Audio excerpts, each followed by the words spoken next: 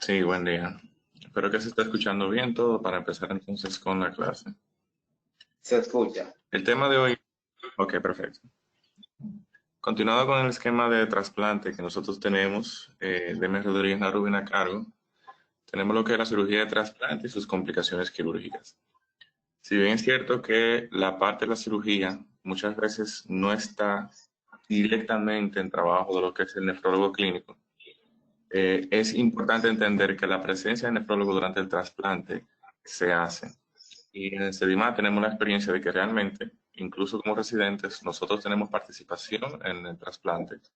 Y es muy importante tener conocimiento sobre las complicaciones, principalmente por el hecho de que las complicaciones clínicas que nosotros vamos a conocer durante la misma semana van a tener que hacerse un diagnóstico diferencial importante con las complicaciones quirúrgicas. Algo también esencial para nosotros entender ahora es que la cirugía de trasplante renal específicamente es un procedimiento que es mucho más prolongado y es mucho más preparado. Eh, Siempre existen lo que son los protocolos de trasplante en donde se van evaluando bien profundamente, no solamente al receptor, sino también al potencial donante. Son temas que se han hablado anteriormente y se ha podido comentar el hecho de que se hacen incluso reuniones con toda la familia para explicar bien todo el procedimiento y explicar todas las complicaciones también que pueden aparecer durante el mismo. Eso le da mucha diferencia con relación a otros tipos de trasplante, porque también otra cosa que tenemos beneficioso es el hecho de que el paciente renal por la diálisis, ya sea peritoneal o ya sea hemodiálisis, se mantiene homeostáticamente estable hasta llegar a su fecha de trasplante y se puede retrasar por varias razones. Eso hace muy diferente con relación a lo que es un trasplante de pulmón, de hígado, de corazón, en donde prácticamente minuto a minuto, hora tras hora que va pasando, el paciente está más complicado. Y en el trasplante renal hay chance a que sea de una forma más tranquila y mucho mayor vigilancia. Estos son algunos de los tópicos que vamos a estar agotando durante la presentación para que lo tengan pendientes, donde vamos a ver brevemente sobre la preparación preparatoria inmediata, técnicas operatorias, pero es haciendo énfasis en lo que es simplemente la incisión y algunas anastomosis, principalmente venosa, arterial y ureteral, comentando la importancia de conocer las arterias múltiples que pueden existir en el donante, los drenajes y su uso y el manejo de fluidos intraoperatorios. Y obviamente ya entrando a lo que es aún las complicaciones quirúrgicas per se, vamos a ver lo que es la infección de orina, linfoceles, sangrados, trombosis tanto de la arteria de la vena renal y trombosis venosa profunda, estenosis de la arteria renal, liqueo urinario y obstrucción urinaria. En cuanto a la preparación preoperatoria, como había ya comentado anteriormente, vamos a ver que estos pacientes generalmente están muy bien preparados. Nunca hay un llamado a último minuto, ni última hora, ni un día anterior para nosotros cancelar un trasplante, a menos que sea un evento mayor. Llámese un evento isquémico que haga el paciente, un dolor de pecho, una úlcera reciente. Pero en sentido general, el paciente se prepara bastante bien e incluso existen varias, eh, el paciente se deriva a varios departamentos para que también sea conocido, hasta incluso a psicología y psiquiatría, y el paciente por lo general no tiene problemas para poder iniciar el trasplante. Entonces, algo que sí cabe destacar en cuanto a la preparación preoperatoria es el beneficio de la diálisis previo a la cirugía, aunque sea 24 horas antes. Existen realmente algunos estudios que establecen que la diálisis previo a la cirugía aumenta la incidencia de lo que es la función retardada del injerto. Sin embargo, simplemente lo ideal es nosotros vigilar el estatus del paciente el día previo. Vigilar si el paciente tiene algún dato de sobrecarga de volumen, que en sentido general el paciente que recibe buenas sesiones de diálisis no tiene una sobrecarga de volumen importante. Tener acceso también a los electrolitos del paciente, porque lo principal en este caso es ver si el paciente tiene datos de hipercalemia y se decide dializar por encima de 5.5 previo al procedimiento, llámese aunque sea 24 horas antes. Entonces, al final lo que vamos a ver es lo siguiente.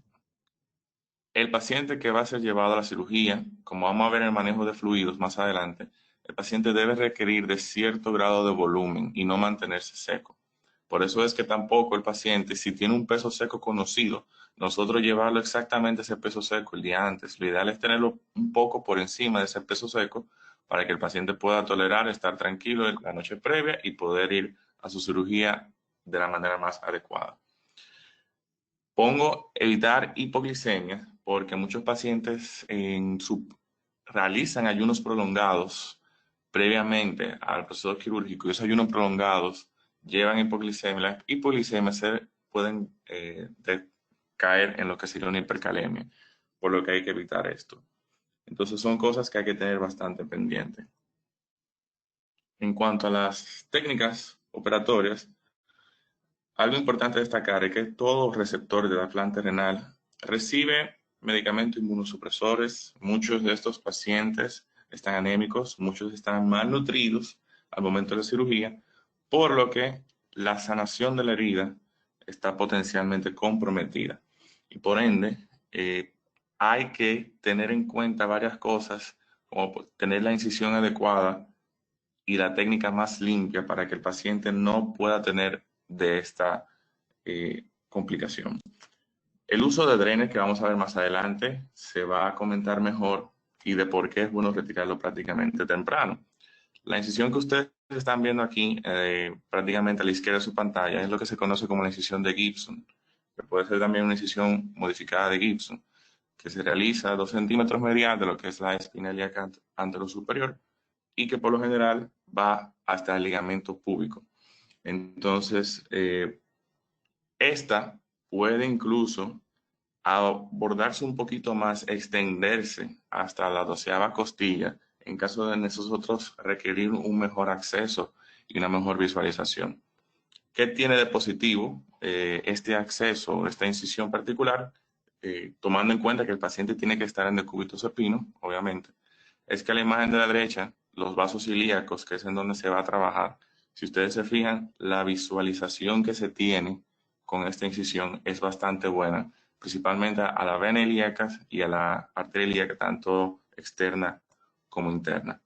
Esta es una imagen real en donde ustedes pueden ver bastante bien cómo están en su disposición ambas arterias ilíacas externa e interna y lo que se ve en el medio, que es más blando, más azul, por así decir, es la vena ilíaca. Aquí quiero comentar algo de conocimiento general, es lo que es la cirugía de banco. La cirugía de banco, cuando se hace ya la extracción del riñón del donante, se lleva a una especie de preparación antes de poder implantar en el huésped nuevo. En la cirugía de banco, inmediatamente ya el riñón se extrae, se debe hidratar con solución salina que generalmente tiene que estar bien fría. Muchas veces tiene también lo que es antibióticos profilácticos. Y vamos a ver que uno de los propósitos de esta cirugía de banco es, aunque está algo relacionado con algo que va más adelante, es que si la persona, el donante, tiene múltiples arterias, aquí debemos hacer un ostium único, preparar el ostium para implantar todas las nuevas arterias. Otra cosa importante es la degrasación del riñón, o sea, eliminar toda la grasa perirenal posible para que sea la menor cantidad de material extraño que se va a implantar en el huésped y todos los vasos linfáticos que se puedan ocluir durante esta cirugía de banco, es bueno que ya se vayan cerrando para evitar posteriormente lo que sería la producción de linfocitos postquirúrgicos, que la vamos a comentar más adelante. Pero en este momento, prácticamente, es que se prepara lo máximo posible todo para llevar el riñón nuevo hacia nuestro huésped. Las anastomosis venosa y arterial, que son elementos bastante importantes, vamos a ver que de inicio y de entrada primero se realiza la anastomosis venosa. Ambas anastomosis se hacen generalmente con hilos que son de poliprolen y generalmente vamos a ver, como le dije, que se realiza primero la anastomosis venosa por el hecho de que el vaso venoso es más débil y se debería manipular lo menos posible. La extensión de la anastomosis generalmente va hacia la vena ilíaca externa, la anastomosis. ¿Cuál vaso se anastomosa? Porque muchas veces hay múltiples vasos venosos. Generalmente se anastomosa el vaso más largo. Y se comenta una técnica en pantalón, que es cuando ya existen dos venas que son de igual calibre, y entonces se unen en forma de pantalón y se anastomosan a la vena ilíaca. Entonces, esto es importante. En cuanto a la arteria, vamos a ver que la arteria sí generalmente es de buen conocimiento anatómico, que como los riñones tienen un circuito que dentro del riñón no se unen uno con otro, vamos a ver algo importante que es esto. Las arterias renales muchas veces tienen arterias polares. Existe una arteria polar superior, puede haber una arteria polar inferior y puede haber también arterias que son subcapsulares. Las arterias subcapsulares muchas veces no se pueden anastomosar y producen una ligera área de necrosis corticales que en la mayoría de veces no son de tan vital importancia. Sin embargo, las arterias polares irrigan porciones muy particulares del riñón que no se pueden irrigar por ninguna otra vía. Y por eso, si hay existencia de estas arterias polares, lo ideal es anastomosar todo, o sea, anastomosar la arteria renal per se y también anastomosar las arterias polares. Más adelante nosotros vamos a ver que la arteria polar inferior muchas veces está ahí y se relaciona con irrigación hacia lo que es el uréter. Entonces, si esta arteria se pierde o no se anastomosa, vamos a ver que este uréter incluso se puede necrosar, producir liqueo urinario y muchas veces la resolución de esto, a veces la excisión del mismo uréter para realizar otro tipo de procedimiento. Por ende, en la preparación de la cirugía de trasplante, o sea, la preoperatoria, siempre es bueno evaluar la vasculatura del donante. Muchas veces se ven estas arterias que son variedades anatómicas, pero muchas veces las sorpresas se encuentran durante el procedimiento quirúrgico y en la cirugía de banco es que corresponde preparar bien este ostium que va a ser implantado. La verdad es que las distintas fuentes van a variar en cuanto al porcentaje de variedad anatómica que se pueden presentar en estos casos, pero muchas veces algo que puedo encontrar en común, por lo menos de 3 4 fuentes, que hasta un 30% de los trasplantes renales presentan arterias polares. Y realmente en la corta experiencia que uno puede tener, las hemos visto con bastante frecuencia. Algo importante ahora, parte de la anastomosis, es la anastomosis ureteral.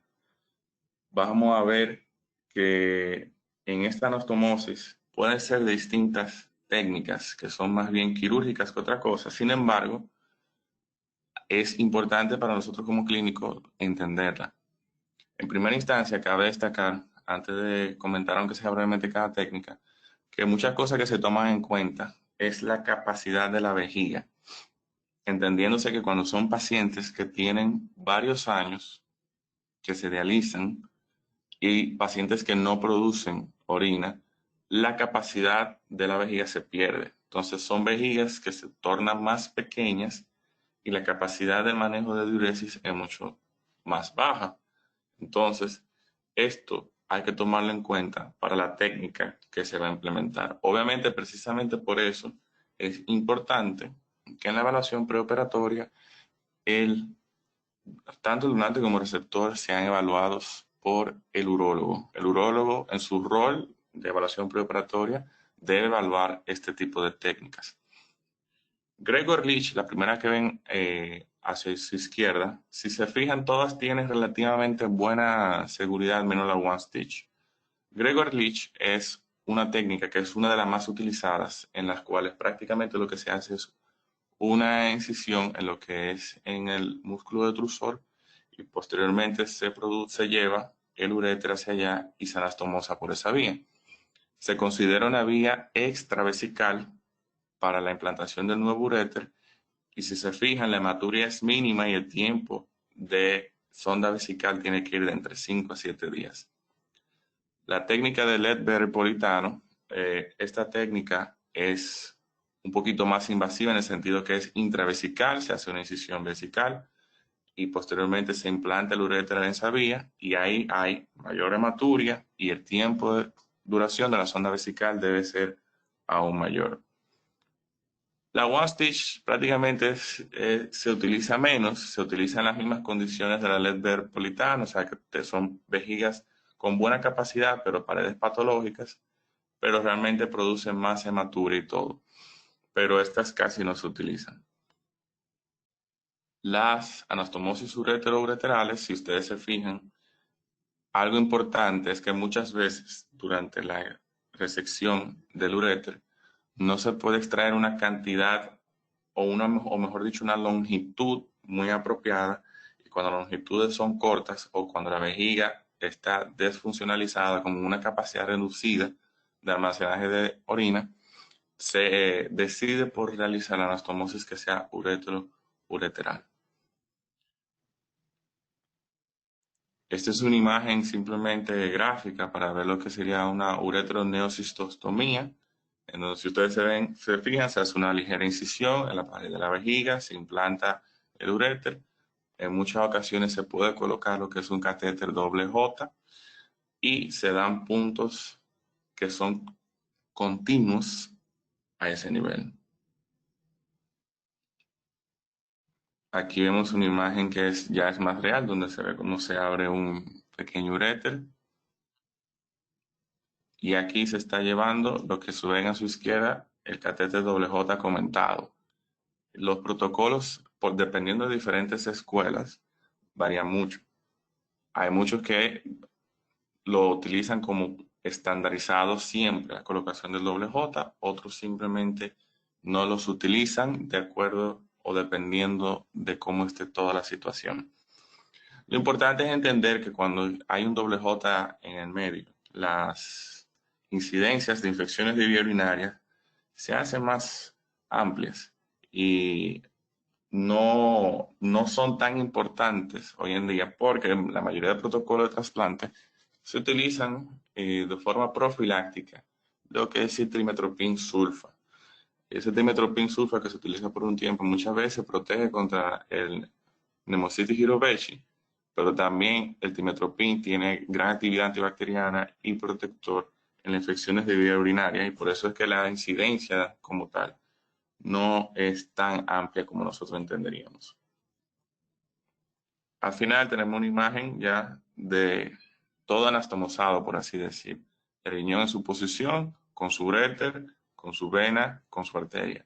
Si se fijan en algo importante que se va a comentar más adelante, nosotros no hemos hablado nada de la inervación de ese riñón. Prácticamente es un riñón denervado. Por eso es que cualquier litiasis, cualquier proceso obstructivo que ocurra a ese nivel, que generalmente causa unos cólicos nefríticos que entendemos y sabemos que da mucho dolor, en estos pacientes es peligroso porque no les da ninguna sintomatología. Pueden incluso tener hidronefrosis y el paciente no se percata, no tiene dolor y solamente en las evaluaciones de su función renal y de imágenes es que nos damos cuenta que tenemos este problema. Al final del procedimiento vemos la herida quirúrgica limpia y lo que ven al lado, que es un tubo saliendo, es el drain, que es de lo que vamos a comentar brevemente ahora. El uso de drenes ha hecho que con el tiempo se desarrollen menos complicaciones quirúrgicas per se. Los drenes hoy en día se utilizan sistemas cerrados. O sea, estos drenes que vemos aquí son ejemplos de drenes tipo Blake o tipo Jackson Pratt. Anteriormente se utilizaban mucho los drenes de Penrose, que realmente tienen un sistema que es abierto y que realmente se relacionaban bastante con infecciones de herida. Para los años 60, años 70, las infecciones de herida eran tan amplias como hasta un 25%, o sea, un cuarto de pacientes trasplantados tenían infecciones de herida. Hoy en día, dichas infecciones en muchos textos va a menor de un 1% por este tipo de conducta. Estos drenes se colocan generalmente en áreas perirrenales y hay que evaluar la producción diaria de dichos drenes. Obviamente esos drenes pueden colectar desde sangre, orina, linfa, y precisamente por eso hay que evaluar la cantidad de producción de la sustancia y también la característica de la sustancia que se está produciendo. El criterio para el retiro del dren típicamente y generalmente es cuando ya la producción diaria va por debajo de 100 mililitros en 24 horas. Pero, como les digo, aunque esto es algo puramente del quirúrgico, muchas veces el quirúrgico no está tan metido con el paciente como lo hacemos los clínicos. Y muchas veces quienes evaluamos más dicha situación somos nosotros mismos. Algo muy importante en los pacientes para evitar cualquier complicación en ese mismo momento, en el periodo postoperatorio inmediato, y para disminuir la incidencia de lo que sería una función retardada del injerto, vamos a ver lo que es el manejo de los fluidos intraoperatorios. Entonces, como yo comentaba anteriormente, en cuanto a la necesidad de la diálisis que tiene el paciente o no previo a la cirugía, vamos a ver que el paciente, al momento de ya desclampear todo y de iniciar el proceso de que todo va a regarse bien en el nuevo riñón, vamos a ver que se tiene que producir una diuresis inmediata. Ahora, para producir esa diuresis, debemos tener muchas condiciones que estén bastante estables. La PVC, que se relaciona bastante, sabemos, con la hidratación que tiene el paciente. Por eso es que lo ideal es que el paciente entre a cirugía con un catéter venoso central donde se pueda medir dicha PVC. Debe estar por lo menos en 12 milímetros de mercurio o por encima, teniendo en cuenta que la hidratación intraoperatoria debe ser muy bien manejada y no debe ser tan tímida. Algo importante es también que dichas infusiones de líquidos pueden ser de solución salina o de infusiones de albúmina que casi no se utilizan estos días. La presión arterial media debe estar por lo menos en 80 milímetros de mercurio o por encima ligeramente para permitir que se pueda perfundir bien ese riñón nuevo. Antes de liberar los clamps vasculares, se administran dosis largas de metilprednisolona y también muchas veces se utilizan dosis calculadas de peso de manitol y de furosemida para ayudar a forzar lo mejor posible dicha diuresis. O sea que esto es bueno también tenerlo de conocimiento.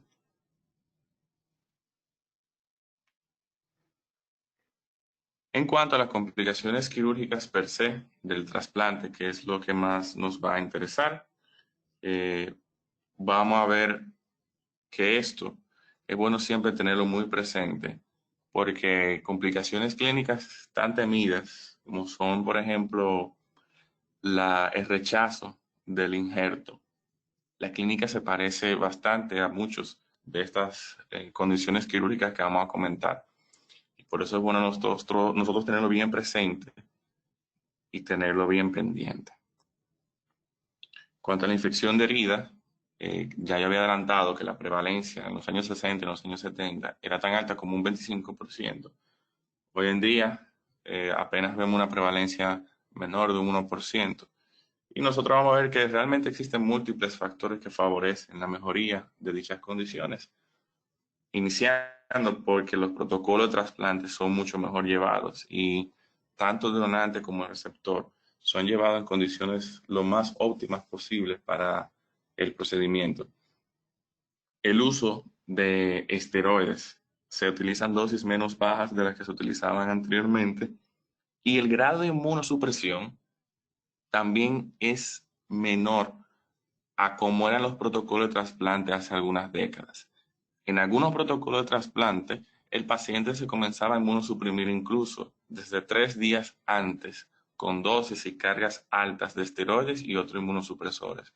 Hoy en día se sabe que entre los protocolos se inicia el día antes o el mismo día de la cirugía, lo que quiere decir que el paciente no lleva esa gran carga de inmunosupresión con el tiempo.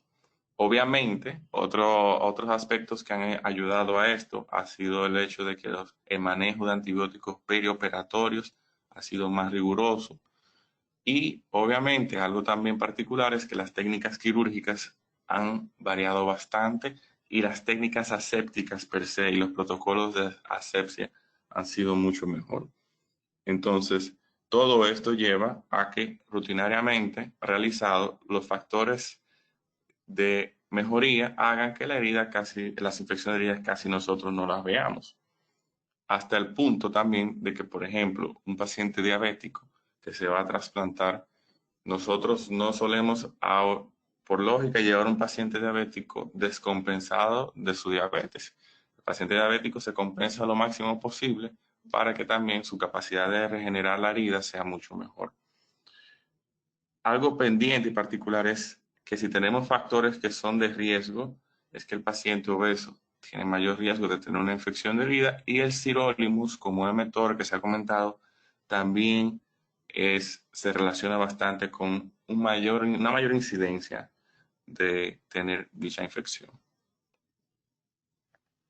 Linfoceles, como definición, son colecciones de linfa causadas por liqueo de los vasos linfáticos, de los vasos ilíacos o del hilio renal del donante. Ya hemos comentado anteriormente que para mejorar la incidencia, para disminuirla específicamente, lo ideal es que desde la misma cirugía de banco se vayan incluyendo la mayor cantidad de vasos linfáticos posibles. La presencia de los drenes también ayuda a disminuir bastante dichas incidencias. Y de acuerdo a las literaturas, prácticamente los porcentajes varían mucho. O sea que no voy a poder decir un número establecido porque realmente eso va a depender incluso del manejo de cada centro. Sí es importante destacar desde el punto de vista clínico que la clínica que pueden producir los linfoceles son muy variados. Generalmente los que son pequeños son muy asintomáticos y los que son más largos, más grandes, estos pueden llegar a causar dolor por obstrucción o por compresión de otros órganos. Así también puede producir obstrucción ureteral y compresión venosa. Con la misma compresión venosa, nosotros vamos a ver que eso puede producir también hidronefrosis, también puede producir dilatación ureteral y esto puede deteriorar bastante la condición clínica del paciente y esto es bueno nosotros tenerlo en cuenta. La forma que nosotros podemos reducir la incidencia de linfoceles, ya hemos comentado algunas, minimizar la disección pélvica y ligar linfático durante la cirugía de banco, evitar el sirolimus en el postoperatorio inmediato y utilizar el uso de drenes, particularmente de los que son los sistemas cerrados como hemos comentado. El diagnóstico de un linfocele generalmente se puede realizar por ultrasonido y nosotros lo que vamos a ver muchas veces son imágenes redondeadas, son lucentes y que muchas veces se aparecen como una masa aceptada medial a la renal injertado. Podemos ver, como ya había comentado, que muchas veces tenemos también hidronefrosis y también dilatación de las estructuras ureterales, por ejemplo. Algo importante es nosotros, a pesar de que nosotros realicemos una ultrasonografía, muchas veces la diagnosticamos como lo ven con la imagen de la derecha, señalizadas con flechas verdes. Podemos verlo también por tomografía, dichos linfoceles. Es bueno también tener el soporte de imágenes avanzadas, porque una de las formas importantes que podemos eliminar o como tratamiento tener para el linfocele es el drenaje externo. Y muchas veces, a pesar de que esté infectado o que estén obstruyendo, se pueden realizar drenaje y también se pueden utilizar agentes que sean esclerosantes, como por ejemplo la iodopovidona, que es el betadine, la tetraciclina, pueden instilarse y poder eliminar el linfocele. Hay otros que son más complicados, que son más profundos y muchas veces, dependiendo de la imagen que obtengamos, se puede realizar una marsupialización del linfocele y estos son ya linfoceles que son más complicados, que tienden a no verse con tanta frecuencia precisamente por todas las medidas que nosotros tenemos en estos días para evitarlos. El riesgo de sangrado en el trasplante renal, nosotros tenemos que ver que realmente como cirugía el trasplante renal tiene su riesgo moderado. tanto para trombosis como para sangrado. Y precisamente por eso, en la evaluación pretrasplante, los parámetros de coagulopatías tienen que ser bastante bien evaluados. Deben tener una preparación bien meticulosa y hay muchos textos que establecen que si el paciente es lúpico, por ejemplo, se debe evaluar el perfil inmunológico del paciente, principalmente los niveles de antifosfolipasa y todo, tanto para el sangrado como para trombosis, hay que tenerlo pendiente. Entonces, todos los pacientes que utilizan aspirina, utilizan clopidogrel, algún anticoagulante, debe detenerse en el tiempo prudente previo a la cirugía. Si hay sangrado en la reperfusión inmediata, se pueden utilizar clamps vasculares para poder inspeccionar adecuadamente. A lo que me refiero es que en el momento de reperfusión, cuando se sueltan los clamps, que todo comience a irrigarse el órgano, muchas veces ahí comienzan a haber sangrados importantes que no se detienen rápidamente. Muchas veces, viendo que es delirio y todavía dando puntos, no se logra la hemostasis. Se debe clampear de nuevo los vasos para detener el sangrado y trabajar lo más pronto posible. Esto suena quizá un poquito fantasioso, pero recuérdense que a nosotros clampear nuevamente la irrigación del órgano, estamos produciendo un tiempo de isquemia más prolongado y eso contribuye a lo que podría ser posteriormente a una función retardada del injerto. Sin embargo, la preservación de la vida del paciente va primero y la corrección del sangrado es mucho más importante. Y hay que tratar de realizarse lo más pronto posible para soltar los clamps y evaluar nuevamente dicha reperfusión. Es importante vigilar el hecho de que muchas veces la reperfusión inmediata inicial no es tan buena y a veces por el vasoespasmo no existe tanto sangrado y entonces posteriormente nosotros vamos a ver que el paciente ya en la unidad de cuidados intensivos, cuando la reperfusión se hace mayor y el vasoespasmo va desapareciendo, nosotros vamos a ver que ahí comienza a aparecer el sangrado y se ve, el paciente está asintomático, pero por parámetros de signos vitales lo vamos evaluando, la diuresis del paciente va disminuyendo y precisamente por eso es importante tener el seguimiento del ultrasonido del injerto en el periodo postoperatorio. Por eso es que es importante contar con un equipo de imágenes ante cualquier eventualidad y cualquier sospecha para la evaluación de hematomas en el momento. La trombosis, tanto de la arteria renal como de las venas renales. Vamos a ver que en cuanto a la arteria, tiene una mayor tendencia a pacientes con tendencias trombóticas previo al procedimiento, como ya habíamos comentado, los pacientes lúpicos. Por eso es que hay que evaluar profundamente todo tipo de pacientes.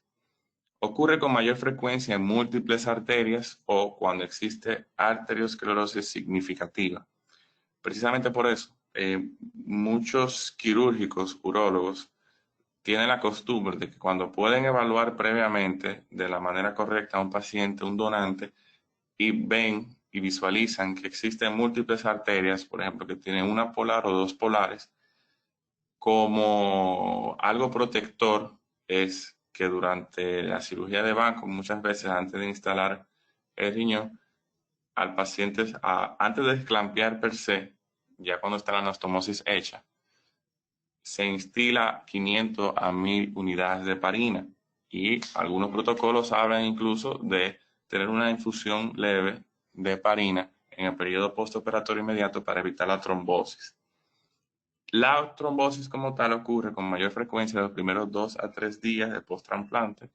Y es importante nosotros también tener conocimiento de que desde el punto de vista clínico puede haber disminución importante de la diuresis, que es sin dolor. Vamos a ver trombocitopenia, vamos a ver hipercalemia y una elevación de la creatinina subsecuentemente.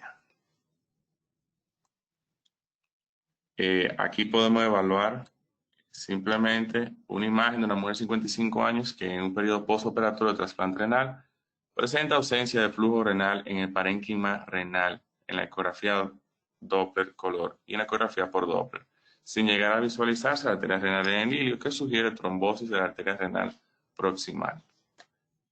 Algo importante aquí es nosotros ver que realmente, mientras más rápido hagamos el diagnóstico, pues eso es una mejor sobrevida para el injerto. Muchas veces cuando estas trombosis se dan, ya aunque se quieran corregir, hay una alta incidencia de pérdida de injerto que hasta llega a una nefrectomía. Esta es otra imagen sonográfica. Prácticamente lo que estamos viendo que hay un buen flujo en casi todo el riñón, menos en la parte superior, en el polo superior, lo que sería sugerente de una isquemia de dicha región y una probable trombosis parcial. Las trombosis de vena renal, que típicamente ocurren en los periodos postoperatorios inmediatos, podría resultar principalmente de lo que uno llama kinking, que es por la manipulación y el retorcimiento de la vena renal. También por estenosis de la anastomosis venosa, hipotensión, estado hipercoagulable y un rechazo agudo.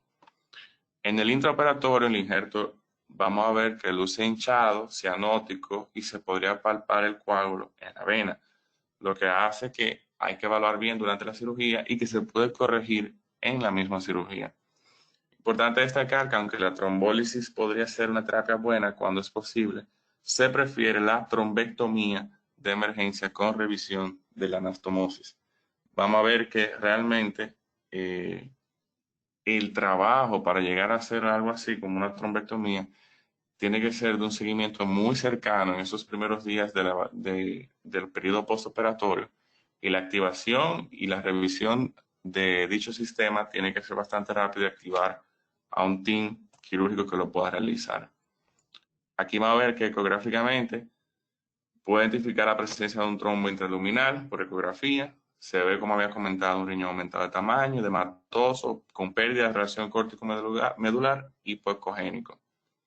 Al doble color se evidencia alta resistencia al flujo en el lecho vascular distal, hay ausencia de flujo en la vena renal, un flujo diastólico invertido en el espectro arterial con perfusión arterial mantenida y aceleraciones elevadas.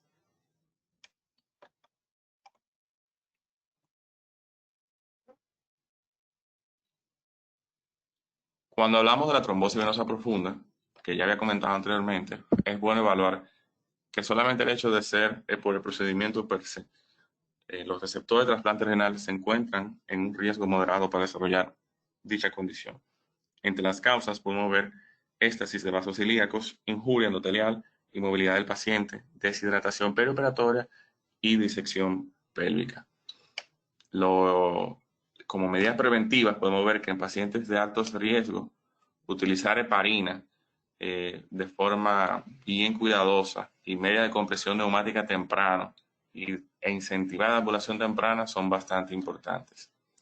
Haciendo énfasis en el uso de heparina, tiene que no utilizarse de forma tan alegre, porque utilizando heparina también podremos producir sangrado, que también es bastante letal. Si las medidas de compresión neumática no le van a hacer daño al paciente y deberán utilizarse, entiendo yo, que como protocolo en todo paciente para evitar dichas trombosis, y posteriormente ir evaluando cuándo se puede instalar la heparina en el paciente y verificar obviamente cuándo el paciente puede deambular. Lamentablemente, el periodo en el que el paciente dura en intensivo, muchas veces los intensivos no permiten que los pacientes deambulen dentro de la unidad, ni siquiera dentro de su cubículo, por lo que entendemos que todo el tiempo que el paciente que vaya a durar ahí no va a poder deambular, sino hasta que no salga de dicha unidad. Cabe destacar que a muchos, algo muy controversial, que eso se podría debatir ya posteriormente, es el hecho de que cuando ya existe una trombosis, a pesar de anticoagulación, utilizar un filtro de vena cava. Eso algunos dicen que se puede utilizar, otros prefieren no utilizarlo. Pero sí, eso estaría para discutirse. La estenosis de la arteria renal, vamos a ver que esto es bastante importante. Ocurre hasta el 10% de los pacientes trasplantados. Pongo atención al soplo sobre la incisión porque lo usual, lo normal es que el soplo, siempre existe un soplo cuando uno ausculta sobre la incisión. Ahora, un soplo que es más audible de lo habitual y que puede incluso muchas veces tener hasta tril, esto hay que tenerlo pendiente porque sería sugerente de una estenosis arterial renal. hay un término que se conoce como la pseudoestenosis de la arteria renal, que es cuando hay una arteriosclerosis importante en arterias ilíacas, y muchas veces ya por esa arteriosclerosis nosotros vamos a ver que hay una disminución del flujo y por eso se llama una pseudoestenosis de la arteria renal. Por eso es algo que también hay que tenerlo pendiente porque son pacientes candidatos a utilizar aspirina prácticamente de por vida para evitar la estenosis en dicho momento. Vamos a ver que como gold standard, la arteriografía es lo ideal para poder dar con este diagnóstico. El problema está en que obviamente sabemos que la arteriografía utiliza medio contraste yodado que podría repercutir un poquito más en cierto daño renal, que es lo que nosotros más le estamos corriendo. Pero más adelante les voy a enseñar algunos datos de sonografía y Doppler, que es lo que más nos ayuda también a sospechar sobre el diagnóstico. Sí es cierto que cuando se presenta una estenosis arterial renal, nosotros damos con el diagnóstico algo importante en cuanto a la terapéutica, es la reparación quirúrgica inmediata. El problema está que si se fijan en la estadística, hasta un 30% de estas condiciones hay pérdida del injerto, lo que quiere decir que una incidencia bastante alta, casi una tercera parte de los pacientes pierden el injerto cuando ya tienen una estenosis arterial renal. Es importante entender que la estenosis arterial renal se ha relacionado con hipertensión de difícil control y con los niveles de hematócrito elevados. Esto que vemos aquí es una imagen Doppler.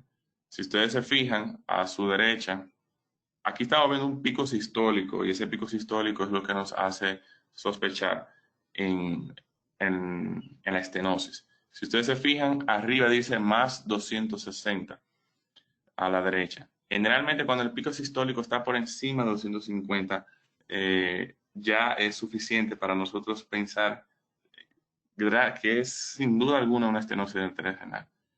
Y eso es lo que ayuda a entender por qué el protocolo de seguimiento cercano por imágenes y Doppler a ese riñón trasplantado.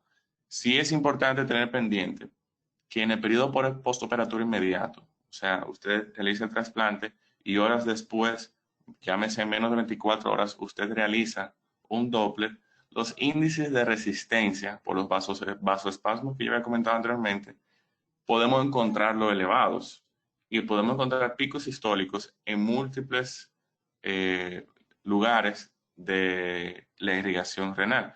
Sin embargo, ya días después no deberíamos estar viendo picos sistólicos ni una alta resistencia en dichos vasos.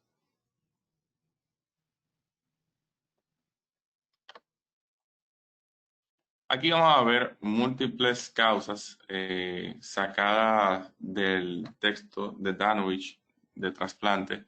Vamos a ver que también se puede ver por rechazo de arteria del donante, arteriosclerosis o aterosclerosis de los vasos del receptor, una injuria por el clamp dado y otras causas que pueden ver más abajo. Algo importante es lo que abajo dice, por ejemplo, final kinking de la arteria renal, que son términos que utilizan mucho los quirúrgicos en el proceso transquirúrgico. Ellos tratan de manipular de la mejor forma posible esos vasos sin retorcerlos lo máximo posible.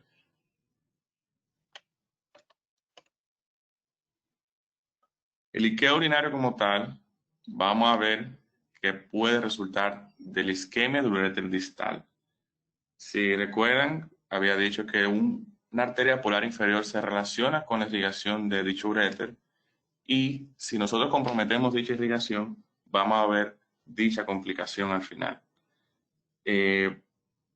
Vamos a ver que es esencial también, precisamente, la disección del uréter y los tejidos periureterales que se hagan con bastante cuidado durante la nefrectomía del donante. La técnica que se relaciona prácticamente con una menor incidencia del líquido urinario es la de Gregor Leach, que era la que yo comentaba, que prácticamente se hace una incisión en el detrusor y ahí se introduce el uréter, que muchas veces va con un stent ureteral. Al pasar por el detrusor, realmente eso genera un mecanismo de antirreflujo que es más fuerte que en otras técnicas y por eso es importante. La presentación general del líquido urinario es incremento del drenaje de la herida, con disminución del gasto urinario y dolor severo sobre el injerto. El diagnóstico se realiza con una medición de la creatinina de secreción, donde vamos a evidenciar que dicha creatinina está incluso por encima de la sérica, y se confirma con un cistograma, un escáner de medicina nuclear o un nefrostograma anterógrado. Cuando nosotros vemos un líquido urinario, cuando se sospecha, generalmente lo ideal es colocar inmediatamente una sonda Foley y luego tratar de identificar el sitio de liqueo. Muchas veces se puede colocar una nefrostomía percutánea anterógrada para también realizar el diagnóstico y nosotros verificar dónde está.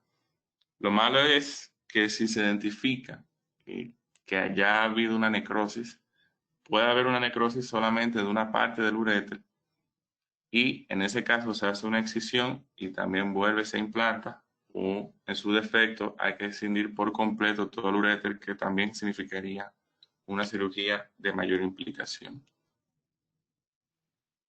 Vamos a ver como otra complicación la obstrucción urinaria, donde las causas comunes pueden ser bloqueos de sondas vesicales, coágulos, compresiones ureterales extrínsecas, litiasis, hiperplasia prostática en el caso de ser un hombre y construcción ureteral. Aquí si la obstrucción es de bajo grado, puede resultar en edema ureteral y una diuresis vigorosa.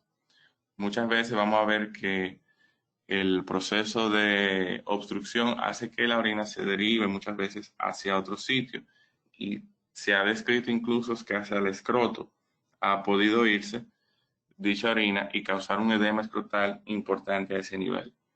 Es un proceso que generalmente es indolor y en cuanto a las constricciones ureterales, generalmente es bueno determinar por imágenes el grado de dichas constricciones. Cuando la constricción es menor de 2 centímetros, la resolución puede ser por vía endoscópica, ya sea con láser, con dilatación por un balón o con un stent a ese nivel. Y cuando la constricción uretral generalmente ya es mayor de 2 centímetros, entonces ahí se utilizaría incluso la excisión y reimplantación en dichas condiciones.